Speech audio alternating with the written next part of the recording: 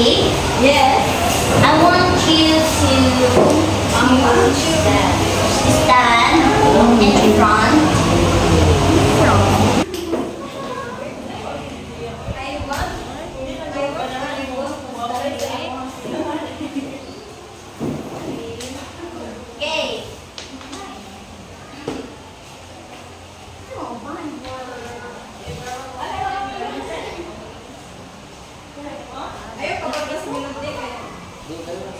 Okay. Okay. Kunya. So please read the instruction. The nature of God refers to the meaning instead of reading the word. Say what color is in the word. Okay. Color. Word. Blue. Red. Blue green! Blue green! Sit down. Blue green! Gray! Gray!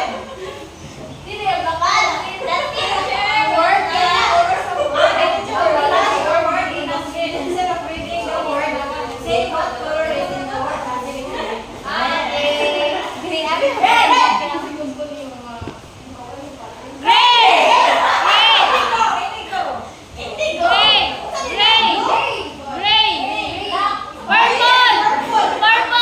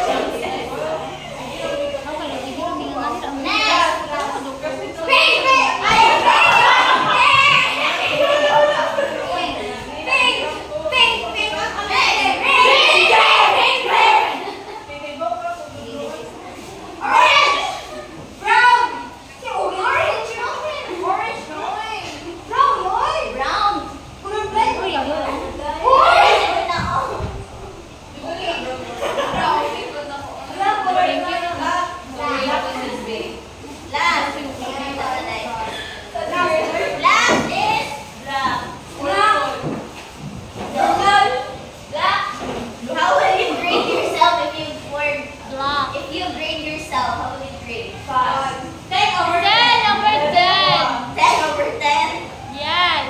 Read the learning object. At the end of the lesson, you should be able to understand fundamental processes and factors of grading, like the emotional and physical grading, including its impact on student self-grade and relative justification, evaluating the statement of grading focus, using proper structure, logical sequencing, and appropriate academic formatting. So our topic is all about Purposes of grading purposes of and grading reporting. and reporting. Grading system, the system that a school has developed to guide how teachers assess and grade students' work. The purpose of grading system, the purpose of grading system is to give feedback to the students so they can take charge of their learning and to provide information to all who support these students, teachers, special educators, and parents, and others. So, as we all know already, what is grading? Diba? Kabalo na ng taon saan ang grading. Ano kinanglan ng mag-grade? Ano kinanglan ng mag-grade? Ang grading system, na siya mahimo nga guide sa teachers para nga mo-assess siya sa mga students. Next is reporting. Reporting system, the system that a school has developed or organization of assignments, scores, and grades, books, and determination of final grades for report cards and transcripts. Reporting is a process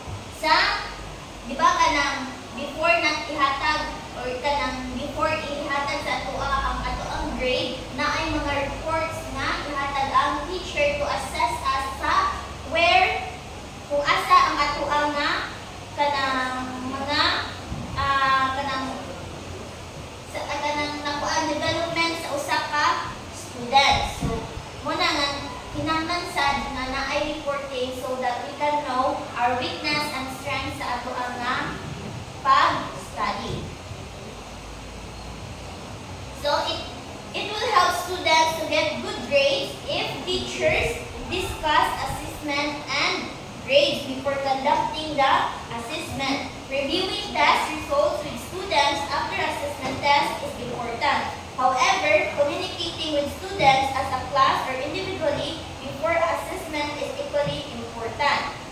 So before as a teacher soon, in the future, as nga before mahatag og kanang assessment sa atong students, we also there are things that we need to consider giving them assessment. Here are the 7 things to consider. First is explain where the test fits in a bigger picture. Any given test or assessment is just one piece of their overall progress as students. This one test in this one day is not a sole measure of their potential or their future. A better understanding of context will help them better understand how it is. So that's why before we conduct or give assessment sa itong mga students, before ito matag test, is ato silang i-explain where the test fits sa ilaha. And next is share how the test results will affect their overall class grade. So before we give them test, ato sad sila nga explainan nga kung unsa nga na test maka-affect sa ilahang grades. How the test results will affect their overall class grades. Because there are often students are unaware why they are being tested or why teachers need data they are looking for. Is it going to be used for sitting students or class goals establishing a grade? So na yung mga students na kanang dili sila aware sa ilahang kanang gradings, diba? Na yung mga students na uban nga ibaliwala ra nila ilahang scores, na uban nga kanang dili nila kanang hatagan o more focused ang ilahang grade. So muna nga, we need to explain to them na ang ilahang grade will affect their overall sa ilahang kanang klase or sa ilahang overall nga ilahang grade. Pre-empt question about what their data will look like and who will seeing it. So, it's also considered na i-explain sa ilahang ang ilahang grades is kung kinsa ang pwede nga makakita kung unsa lang sad ang pwede nga what will receive and what will be shared with their parents. Kung unsa lang mga dili man tanan no nga maihatag nato sa mai-share nato sa parents ang ilahang grade sa mga students or reports, di ba?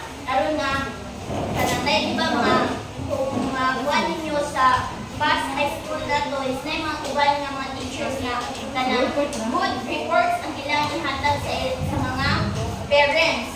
So para nga kay naasad sila makita nga kung unsa ra ang dapat nga i-share sa ilaha. Next is take the fear out of the testing jargon. Words like kanang so na yung mga words na kanang scary para sa mga students, we also consider that na dili kay nato siya ipadungo or gamiton para sa mga students or gamiton man nato, but we need to explain them kung unsa na siya ng mga words para madili sad sila kanang mahadlok, dili sila kanang makulbaan when they take the exam. And next is clarity, the testing environment. Some students are less familiar than others when it comes to testing and how testing schedules can interact with the week. Providing better clarification can help alleviate students' stress. Let them know if they will be one-day test or it will happen. So when it will happen. So as a teacher said, we also consider na before we give them a test, we also give them prior notice or kanang advance nga announcement that we will have exam. Para sad na uban nga, diba not everyone sa mga students na dali ra sila kanang magtuon sila this night, kasi dali ra sila remember. So na uban sad na they will take pa more days to study para nga ma-remember nila ang ilahang test, ang ilahang considerations for us future teachers to consider to our students when we give them exams. And make any transition to computers or tablets easy. So when we have, in the future, if we were given kanang a chance na mo-handle ang mga subjects na sa labi na sa ICT or how to use the computers, how to use the gadgets, is we also, before we give them, kahinundo mo sa kamang in sa ESL 1 na to nga before tanya pa himo atong ipa-handle kana on hand nga sa computer sa pag-compute sa grades, diba gitun-an tani nga daan kung unsaon pa gamit ang computer, how to open a computer, how to input the data sa atong Excel to para nga unsaon paggamit sa Excel na mo-compute siya sa grade. So as a teacher, we also consider that thing na kinanglan before we give them a test, like if we have a computer subject, if we can handle a computer subject before we give them a exam or on hand sa kanang mga computer, is we must kanang give them information about what is computer, how to kanang manage it, or how to open, or as kanang how to use sa uban ng mga gamit or sa mga kanang gadgets, and provide data of the next assessment dates the dates of the next assessment. Yeah. As a teacher said, we also consider sa mga students na before ta muhatag or for example, we have exams today and then we will give them another exams on the next day. Before we give them another exam, is we give them kanang dates or kanang schedule kung kanusa ang sunod na exam nila para nga dili sila ma-lapon, dili sila ma-surprise. If ever na ma-surprise, please. Next is major purposes of grading and reporting. What is purposes? What are the purposes? What are the purposes of grading and reporting? Yes, please read Miss Amuya, the bullet number 1. Communicate the achievements of the students. Okay, so the first purposes or one of the major purposes of grading and reporting is to communicate the achievement status of the student. So that's why na important thing na ay grading and reporting sa usa ka student so that they can know their achievements or a status sa ilang mga studies nila. If ibagsak ba sila or ni pasar ba sila. So muna nga na-need yun na ay updates. Yes. Next is to provide information that students can use for self-evaluation. So, most na ang sa mga purposes sa grading and reporting. To have or to give the information to the students to para nga ma-evaluate nila ang ilang mga kaugalingon. As you remember sa until karon di ba naan tayo ka ng report type ka ng grading hatagan ka og grades sa to ang mga instructor per semester or per sa high school pa per grading period para nga we can assess ourselves para maka-assess ta kung asa ta dapat mubawi mga asa dapat mas kanang hatagan na to focus na mga lessons. And next is to select, identify, or group students for a certain educational path or program. And also they can ilahan ang tan-aw kung saan nga mga educational path ang ilahan nga sundot or programs na ilang makuha when they kanang mo level up na po sila sa another level of learning. And provide evidence of students lack of effort or inappropriate responsibility. And also, para ang isa sa purposes sa grading and reporting para nga na ay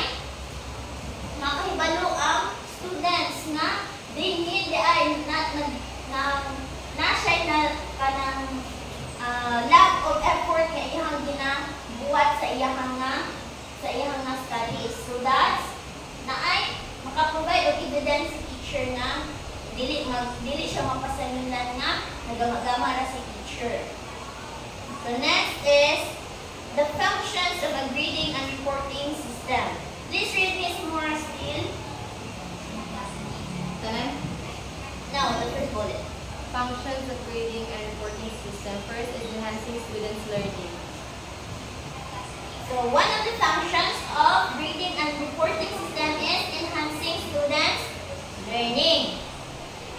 Through clarifying instructional objectives for them, showing students' strengths and weaknesses, providing information on personal, social development, enhancing students' motivation, and indicating where teaching might be modified. This can be achieved through day-to-day tasks and feedback integrated periodic tasks. And also functions of grading and reporting is reports the parents or guardians. Every grade that we have is dahil collaborations with parents or guardian na to. Mga kinanglan ang guardian and parents na to is makaibalo sila kung kung na ang estado sa ato ang pag-nila. And the progress of the students. Likewise, grades and reports communicate objectives to parents so they can help promote learning and likewise communicate how well objectives are met so parents can better learn. And also, that's why makahibalo sila para nga maka-assist sila sa ilang mga students. How will they help the students to improve on their subjects na kanang mga nala or mga subjects na weaknesses, mga subjects nila. And administrative and guidance purposes. The administrative and guidance purposes of grading and reporting consist helping to decide promotion. Note, ang grading and reporting system is dili lang siya for students, but also for teachers, for kanang mga naa sa mga offices, for promotions sa trabaho. Diba, if you remember na every last year is every last sem is maghatag og evaluation for the teacher so that mahatagaan sila og grade and report na mo promote ang ilahang position. And also reporting your achievements to other schools or employers and providing input for realistic educational, vocational, and personal counseling. So that's are the functions of grading and reporting, enhancing students' learning, reports to parents or guardian, administrative and guidance process. Does anyone have a question? If not, here are the assessment. Answer it in 1/4 size of paper. Critically evaluate the statement. Grades should only reflect academic achievement, not effort or participation. Do you agree or disagree? And give your answer and pass it tomorrow. Thank you.